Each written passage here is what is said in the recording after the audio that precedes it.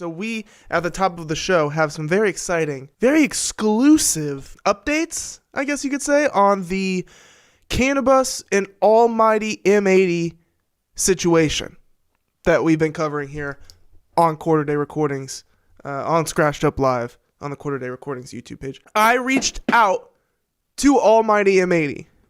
Personally, I reached out to him. And I said, yo, I got this YouTube channel, and I've been talking about your conflict with Canibus since you talked about it on Facebook.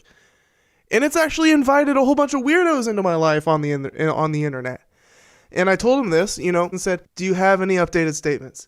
And he responded with a voice memo. Okay, people?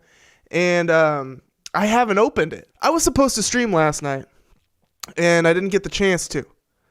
So now we're streaming tonight. I still haven't opened this message from Almighty M80 because my plan is to just open it for the first time on the stream. Anyways, so yeah, I got the message yesterday. I reached out to him yesterday. He responded to me within a few hours. So I think we start off the stream with just listening to Almighty M80's words.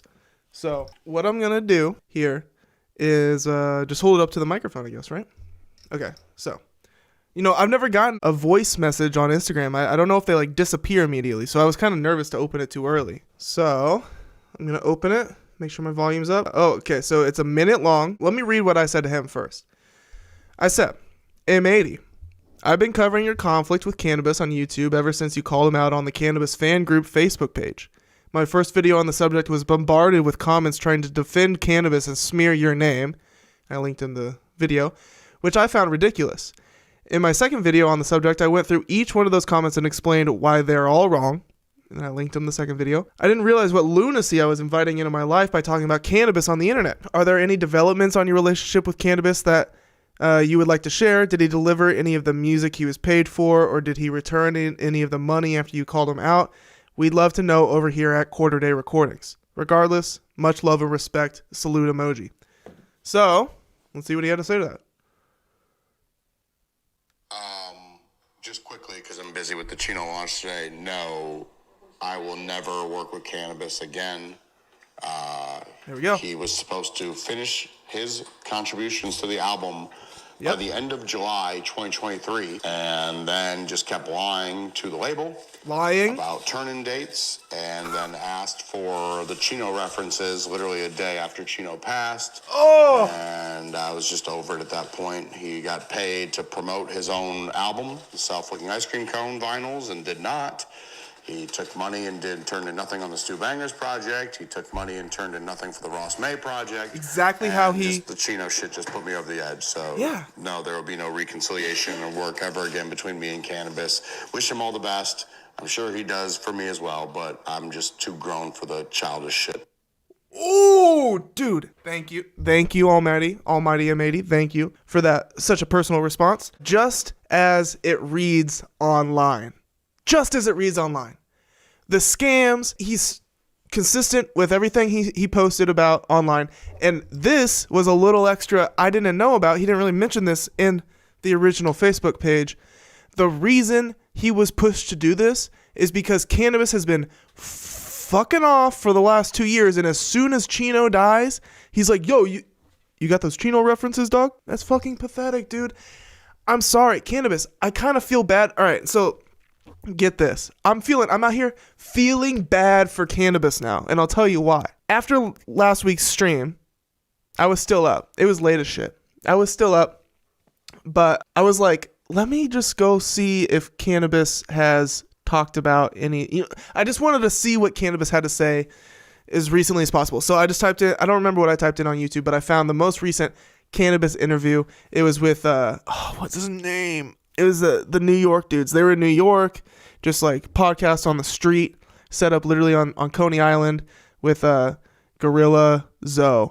I'm pretty sure. I think that's who it was. Maybe not. One of those, underground hip hop dudes has a podcast.